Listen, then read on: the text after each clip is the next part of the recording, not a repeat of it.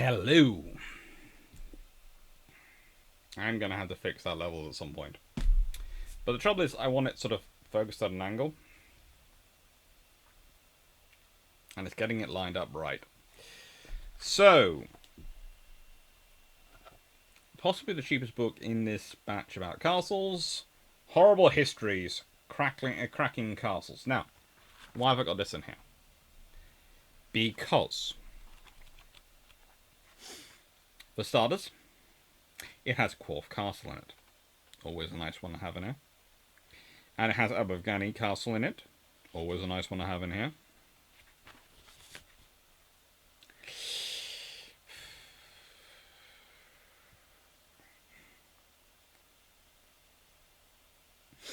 Carisbrooke Castle. Loafer Castle. And a few other, Carnarvon, of course. Castle. It's got a map of castles, in fact, as well here, that are in here. It's a very cheap book, yes. And I am never short of a certain type of colleague who will sneer at Horrible Histories. And my often point back to them is, like with YouTube videos, podcasts, television programs, these are a gateway drug into history. That is what they are. They're funny.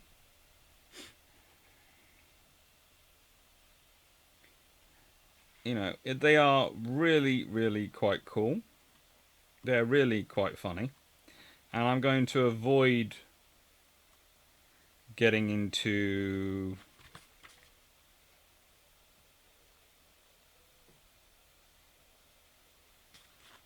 the particular of the Welsh castles in here, because of course they're in the videos going on around. But I'm going to start off with Warkworth Castle.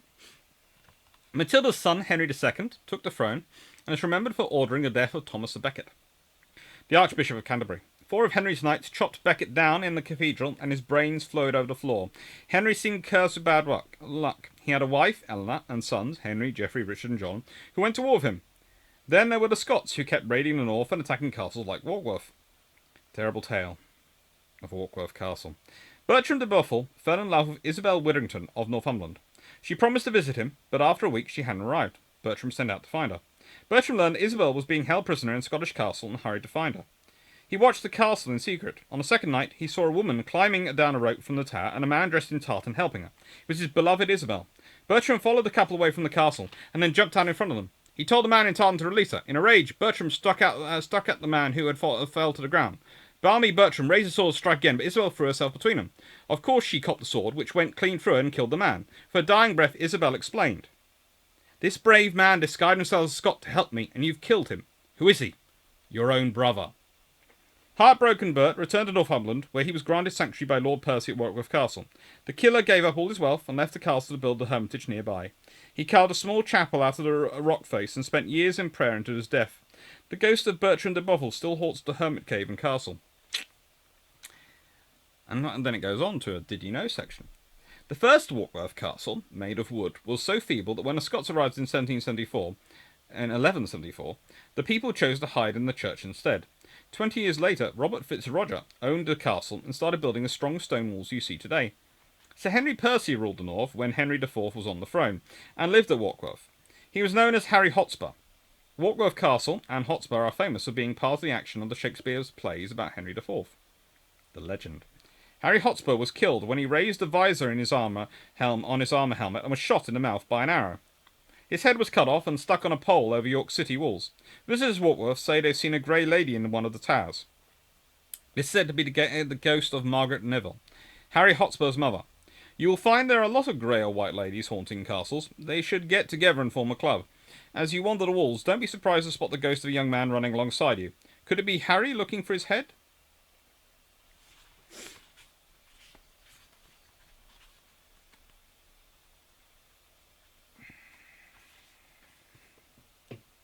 Ludlow Castle. No. York Castle. 1190. The Crusades cost money. Kings would tax their subjects to pay their soldiers to fight their wars. When the money ran out, they would borrow it, but it was against Christian law to lend money. The poor kings had to turn to the Jewish people to lend them money, and if you owe some money, you may end up hating them. That's what happened to the Jews in York. Terrible tale. Richard I, the Lionheart, was crowned in 1189. He banned all Jews from his coronation, and when some dared to bring rich gifts to the palace, he had them stripped, flogged, and thrown out, but took the gifts. People said that Richard had ordered all English Jews to be killed. It wasn't true, but people in London believed it. They burned down Jewish houses and sacked them. Richard said it had to stop, and he punished the attackers. But the next year he decided to fight in the Third Crusade. So he was away when the people of York decided to attack the city's Jews. Joshua was the leader of the York's Jewish citizens, and he led the local families into the castle. They shut themselves away in the keep, known as Clifford's Tower. The mob surrounded the tower. The Jewish priest, their religious leader, Rabbi Yon Tivov, told the Jewish people to kill themselves and their families rather than be killed by the mob. Joshua obeyed. He started it by slaying his wife Anna and his 2 children. The father of each family killed his wife and children before Yom Tov and Josh set fire to the wooden tower, killing themselves. The few Jews who did not kill themselves died in the fire or were murdered by rioters. 150 Jews died. Did you know? Richard died on Crusade in 1199. He was walking around a castle on the siege without his armour. Richard laughed at one defender who had a crossbow in one hand and a frying pan as a shield beating off missiles. The man aimed at the king, which the king jeered at, but another crossbowman then struck the king in the left shoulder near the neck. A surgeon known as the Butcher tried to pull it out, but mangled the king's arm. The wound turned poisonous. Richard asked to have the crossbowman brought before him. The man turned out to be a boy. The boy claimed that Richard had killed his father and 2 brothers, and that he, the boy, had shot Richard in revenge. The boy expected to be executed, but Richard forgave him, saying, "Live on, and by my kindness live to see the light of another day." He gave orders for the boy to be set free and sent away with 100 shillings. Richard died in the arms of his mother. That's Eleanor of Aquitaine. A young crossman was skinned alive and hanged as soon as Richard had died. Because, let's be honest, Eleanor is a lot less forgiving than her son. The legend. Richard's father, Henry II, died and his body was carried to the grave in an open coffin. His hated son, Richard I, arrived to meet the procession. As Richard leaned over the coffin, blood spurted from the nose of his dead father. "His angry ghost doesn't want his son there," the watching people muttered. Rochester Castle. 1215. King John argued with the church and with his barons. Back to argue to everyone. They forced him to sign a document called Magna Carta, the Latin for the Great Charter. He gave away some of his powers, but John never meant to keep his side of the agreement, and Rochester Castle became the centre of one of the nastiest terrors of his reign. Terrible tale. The barons broke the Magna Carta too. They were supposed to hand over Rochester Castle to John. Instead, they entered it in early October and locked the gates. John was furious, so he marched from London to besiege it. His army had great war catapults, and they began to shower the castle keep and walls with huge rocks. But with walls 4 metres thick, they keep held strong. After a month, John's army wrote to London and asked for 40 of the fattest pig, the sort least good for eating. In a world before gunpowder, pig fat was used as a fire starter. First, they dug a tunnel under the tower. Then they lit a pig fat fire. It made part of the castle collapse, but the keep was divided into 2 parts. The defenders just retreated to the half that wasn't damaged. Still, it was grim for them inside.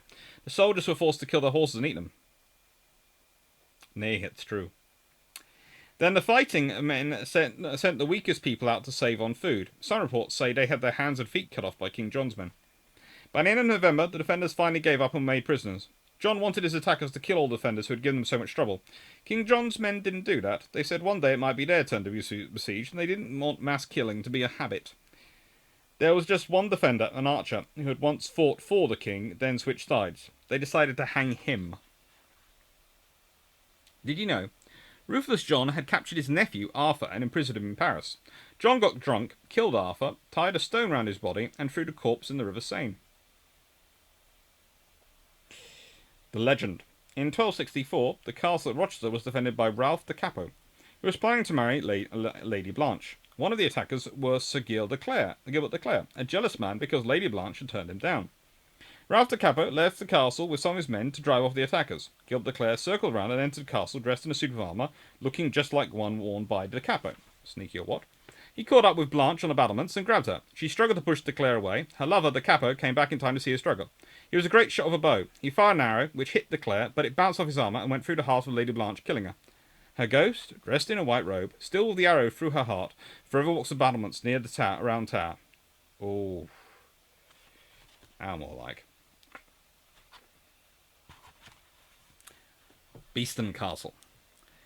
1220. If you think eating horses at Rochester was sad, or saddle, then Beeston was just as bad. Ranulph de Blondeville built Beeston Castle when he returned from the Fifth Crusade around 1220.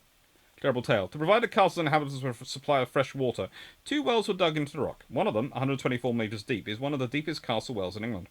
The story goes that Richard II hid bags of gold, and bags of gold, somewhere in the castle, most likely in the deep well. As he was murdered soon after, no one ever knew where he'd put them. So these riches are still hidden to this day, if there are any there. Many people have tried to find the treasures of Beeston, but failed. A fairy tale story, you may think, but secret passageways and tunnels have been uncovered inside the well, so something strange and mysterious must have happened there. When Richard II was murdered, his enemy, Henry IV, found Richard's gold and jewellery in places he'd hidden them, so maybe there never was any treasure at Beeston.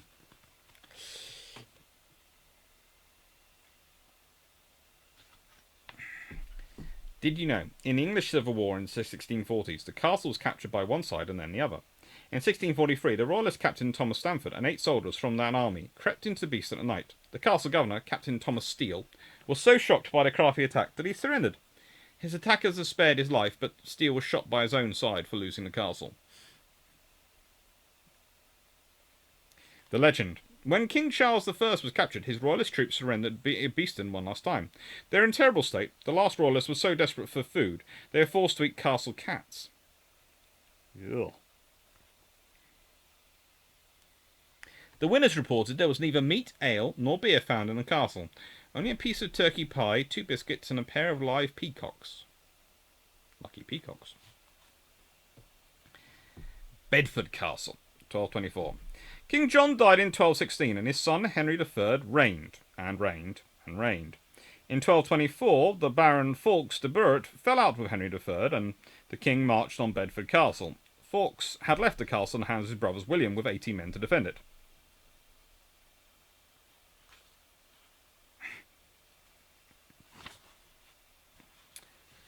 Henry III's force may have been over 2,500 men who came from all over England to Bedford. Around 200 of them were killed. You can imagine that made the other 2,300 a bit cross. They bought some catapults and built others outside the castle walls, 1 trebuchet and 7 mangonels in all. With nearly 45,000 crossbow bolts, they were ready to attack. The king arrived, lots of fine food for himself and barrels of wine. He wasn't going to suffer like defenders, was he? William was sure his brother would arrive to save him, so he held on. He even hoped the Pope would write to the king and order him to spare the castle. The walls were battered, not like the cod in a chip shop, but with huge stones. Mines were dug under the walls and fires lit to make them crack and collapse. After an 8-week siege, the women were released. The men surrendered the next day, and the king's flag flew over the castle. What would you do if you were Henry III? Spare the women, but not the men? Copy his dad, King John, at Rochester, and spare everyone except the traitors? Kill them all? This is why I like to put answer. The women were set free, but the defenders were all hanged, even William de Brut. And they said King John was cruel. Henry III was brutal. Or should I be brutal? He was effective. In the nicest way, feudalism did not benefit nice, kind rulers. Did you know, 2 days after the men were executed, the letter arrived from the Pope telling King Henry to stop his fight against the brutes. Too late. Only the Pope had had email, or even a passing angel to deliver his message. I'm sure the king thought, oops, at that point. Alternatively, the king had news that the message was on its way and was hoping it went slowly. Fawkes de Brute let his brother die before defending Bedford. He was sure his castle could last a year. He was shocked that it fell in 8 weeks. He begged the king to forgive him, and he was spared.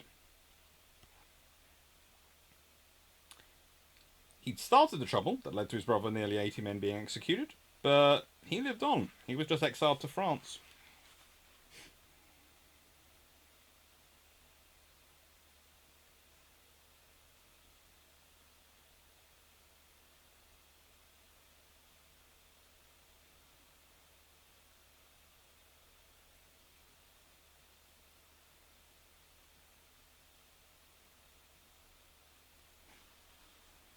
Hmm.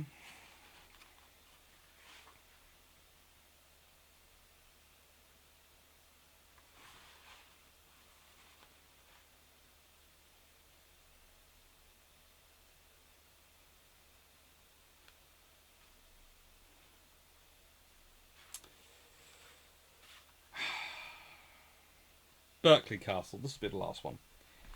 Castles could be dark and secret places. They were handy spots for anyone who wanted to get away with murder. Edward I had been a fearsome warrior known as the Hammer of Scots. His son Edward II wasn't a keen soldier, and lost the famous Battle of Bannockburn to Scots. He preferred swimming and dressing up. He should have stayed away from Berkeley Castle. Terrible tale. Edward II's wife, Isabella, was one of the most evil of the British queens ever to rule. She wanted to rid of the king, Edward II, so her son, Edward III, could take over the throne. Basically, imagine Eleanor Aquitaine's issues dealing with Louis VII. If you've seen the previous, I think it's number 5 of this series. You all know what I'm talking about. She had similar issues with Edward II. First, she got her boyfriend, Roger Mortimer, to raise an army and attack King Edward. When Mortimer had captured the king, Isabella ordered Edward to be thrown in jail in Berkeley Castle. She wanted him dead, but didn't want it to look like he'd been murdered. Underneath the jail, the corpses of dead prisoners were left to rot. She hoped Ed would die of infection. He didn't. He was then left to starve. He didn't. Isabella then sent a message to the jailers. It seemed a harmless enough message. In fact, it was a code. It meant kill him. One story says jailers smothered the king with cushions, then pushed a hot poker into his bowels from underneath. Well, Isabella gave Ed a lovely funeral and even went along herself. A poet would call her the she-wolf of France. Again, this is going to sound terrible, but a queen's position is directly proportionate to her king's position. This is one of the reasons why Elizabeth I doesn't marry. Because the moment she marries, she's then dependent upon the king, upon her husband, who would be called the king, actually being good at his job. Because if you are a competent queen and you have an incompetent king, you are saddled with an idiot, and you have constant problems. Because everyone's looking to the king to be this martial, noble warrior. And if he isn't, then you're in trouble. That's the trouble of the feudal system. That's what it's dependent upon. The legend. Edward II died in such terrible agony that it has been said for many centuries his screams could be heard miles from the castle every 21st September, the date of his death.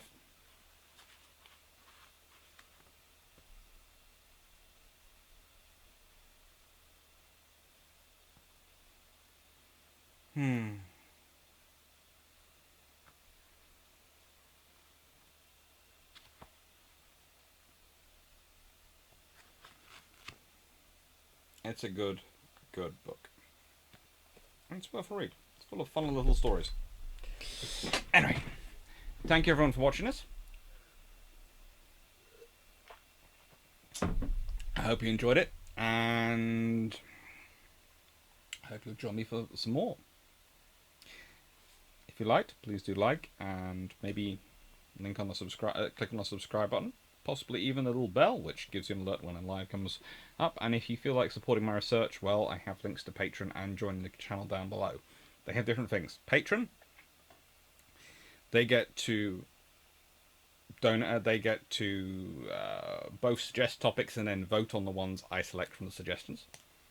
The process is quite simple. As many people are allowed to make as many suggestions as they like, and I go through and I pick the 6, 7, 8 best suggestions from all of them, and then they are put up to a vote, and then patrons again are allowed to vote, and you're allowed to vote for which of your favourite topics, which ones you want done, and the 2 which get the most votes get a live, as a rule.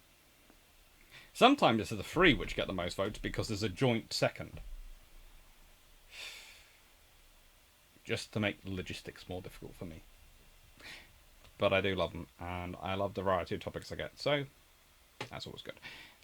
If you join the channel, you get prioritize comments when I do the response videos to comments, which I received. I've got to do a few more of those. And you get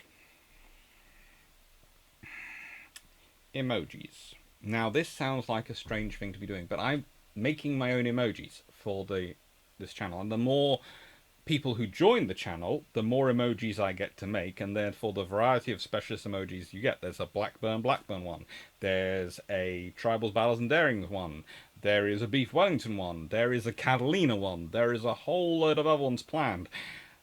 I kind of got very much into the emoji creation thing, and I might have a huge stockpile ready to go for if we get more people joining the channels. It happens occasionally. Anyway, thank you very much, everyone, and I hope you've enjoyed. As ever, there is a link to this book down below on Amazon, because I get about half a penny if you buy it through them. Thank you very much, take care, and have a nice day.